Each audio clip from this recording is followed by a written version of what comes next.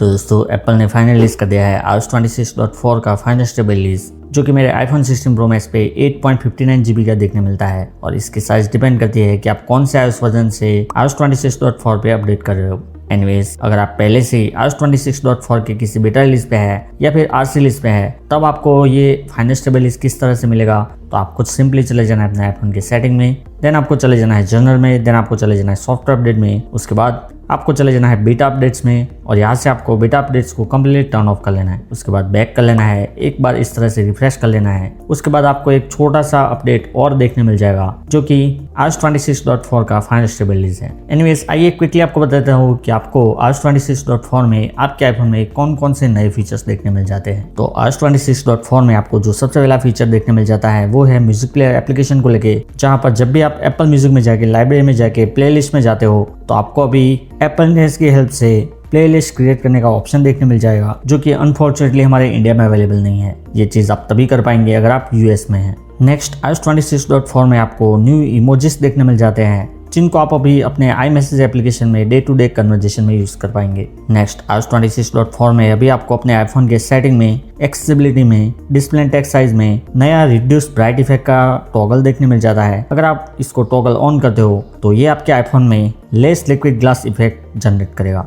That means आपको कुछ जगहों पे लेस लिक्विड ग्लास देखने मिलेगा और ये आपके ऑन स्क्रीन इंटरेक्शन को लेस ब्राइट या फिर कॉन्ट्रास्टी बनाएगा। इसके अलावा iOS 26.4 अपडेट के बाद अगर आप अपने आईफोन के होम स्क्रीन कस्टमाइजेशन में जाते हो और इस तरह से पॉपअप मेन्यू चेक करते हो तो आपको ये हल्का सा मोर लिक्विड ग्लास वाला देखने को मिलेगा और अभी ये पिछले वाले से काफी बेहतर लग रहा है। इसके अलावा अगर आप कंट्रोल सेंटर में जाएंगे और इस तरह से सब मेनू में जाएंगे तो आपको सब मेनूज मोर कॉन्ट्रास्टी और डार्क दिखने मिलेंगे कंपेयर टू प्रीवियस रिलीज। इसके अलावा iOS 26.4 अपडेट के बाद अभी आपके आईफोन में वॉलपेपर सेक्शन में आपको कुछ वॉलपेपर्स जैसे कि वेदर, एस्ट्रोनॉमी, इमोजी एंड काइलोस्कोप को अभी गेट पे टैप करके डाउनलोड करना पड़ेगा। ये बाय डिफॉल्ट आपके आईफोन की गैलरी में अवेलेबल नहीं रहेंगे। इसके अलावा iOS 26.4 अपडेट के बाद अभी आप अपने आईफोन के सेटिंग में जाएंगे, उसके बाद आप iCloud में जाएंगे, स्क्रॉल डाउन करेंगे तो यहाँ पर आपको बॉटम में iCloud.com का नया ऑप्शन देखने मिलेगा, जिसमें आप जाएंगे तो अभी आप अपने फैमिली मेंबर्स और ट्रस्टेड डिवाइस के लिए iCloud सर्च टॉगल ऑन कर सकते हैं और इससे आप अपने iCloud का डेटा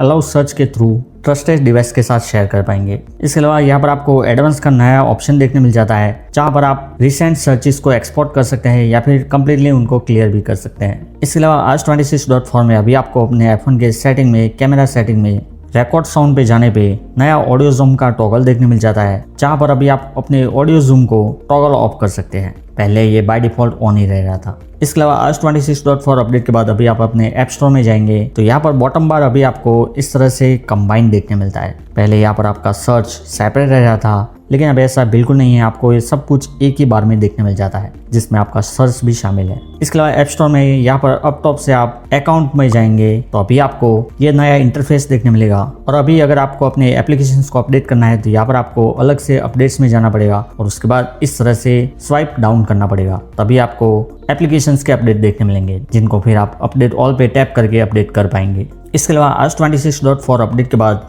अभी आपको अपने पॉडकास्ट एप्लीकेशन में सपोर्टेड पॉडकास्ट में वीडियो को turn on and turn off करने का ऑप्शन देखने मिल जाता है। तो अगर आप ऐसा कोई पॉडकास्ट सुन रहे हैं जिनमें आपको वीडियो का ऑप्शन देखने मिल रहा है तो यहाँ पर आपको ऑप्शन मिल जाएगा टर्न वीडियो ऑन, जिस पे आप टैप करेंगे तो फिर इसका वीडियो मोड ऑन हो जाएगा और अभी आप अपने पॉडकास्ट में वीडियो एंड ऑडियो को इस तरह से बैक एंड फोर्थ स्विच कर पाएंगे। इसके अलावा iOS 26.4 अपडेट के बाद अभी आपको अपने आईफोन में विजिट सेक्शन में नया एम्बिएंट म्यूजिक का विजिट ऐड करने का ऑप्शन देखने मिल जाएगा, जिससे कि आप अपने एम्बिएंट म्यूजिक को कस्टमाइज करके उसका विजिट अपने आईफोन की होम स्क्रीन पे लगा पाएंगे। इसके अलावा iOS 26.4 अपडेट के बाद एप्पल ने RCS मैसेजिंग के लिए end to end encryption Android and iPhone के बिटवीन एनेबल कर दिया है, लेकिन इंडिया में अनफॉर्चुनेटली ना ही RCS मैसेजिंग अवेलेबल है और ना ही ये end to end encryption available है। इसके अलावा iOS 26.4 अपडेट के बाद अगर आप अपने आईफोन में पर्सनल हॉटस्पॉट में जाएंगे तो आपको यहाँ पर डेटा यूसेज का नया ऑप्शन देखने मिल जाएगा, जिसमें फिर आप जाके अपने इंडिविजुअल डिवाइसेस का डेटा यूसेज चेक कर पाएंगे और बॉटम में आपको इन सारे डिवाइसेस का कंबाइंड डेटा यूसेज भी यहाँ पर शो करेगा। इसके अलावा iOS 26.4 अपडेट के बाद अभी आप अपने आईफोन के सेटिंग में जाएंगे, उसके बाद स्क्रॉल डाउन करके आप अगर फेस आईडी एंड पासवर्ड में जाएंगे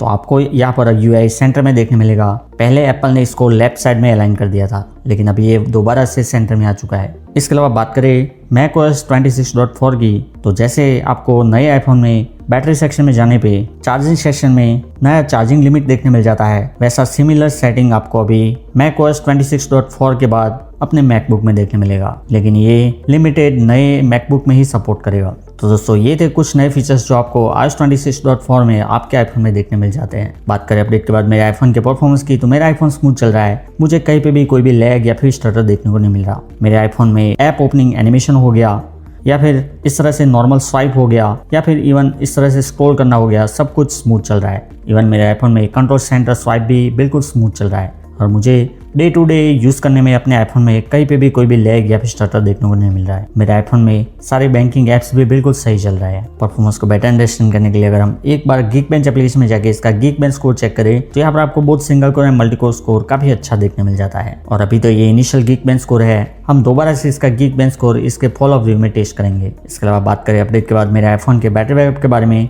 तो हमने जस्ट अभी इस अपडेट को अपने आईफोन में इंस्टॉल किया है, तो अभी तो हम इसका बैटरी बैकअप आपको नहीं बता पाएंगे, लेकिन मैं 2 से 3 दिन में इसका एक फॉलो अप रिव्यू लेके आऊंगा, जिसमें मैं आपको इसके battery backup, over heating and quick battery drain के बारे में डिटेल में इंफॉर्मेशन दे पाऊंगा। तो अगर आप वो मिस नहीं करना चाहते तो अभी हमारे चैनल को सब्सक्राइब कर सकते हैं। सो नाउ क्या आपको अपने आईफोन पे iOS 26.4 इंस्टॉल करना चाहिए अभी नहीं? तो अगर आप पहले से ही iOS 26.4 बेटा पे हैं या फिर RC पे हैं, तब आप इस अपडेट को अपने आईफोन में इंस्टॉल कर सकते हैं। अदरवाइज आप हमारे फॉलो अप रिव्यू तक रुक सकते हैं। एंड दैट्स इट फ्रेंड्स, इस वीडियो को लाइक एंड शेयर कर दीजिए। एंड iOS 26 के रेगुलर अपडेट्स के साथ अप टू डेट रहने के लिए अभी हमारे चैनल iDevices को सब्सक्राइब कर लीजिए। और मिलता आपको अगले वीडियो में।